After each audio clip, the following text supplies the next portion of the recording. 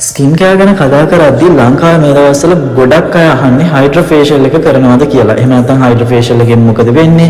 Hydra facial එක තියනවද? ඒක කීයද? මේ වගේ ප්‍රශ්න තමයි අහන්නේ. ඉතින් අවුරුදු 15කට ආසන්න බියුටි ඉන්ඩස්ට්‍රි එකේ නැත්නම් ස්කින් කෙයාර් ෆීල්ඩ් එකේ එක්ස්පීරියන්ස් තියෙන මට මම හිතුවා ඔයාලා වෙනුවෙන්ම 17 in 1 hydra facial machine එකෙන් treatments කරන්න. ඉතින් මේ තියෙන මේ machine එකෙන් ගොඩක් දේවල් කරන්න පුළුවන්.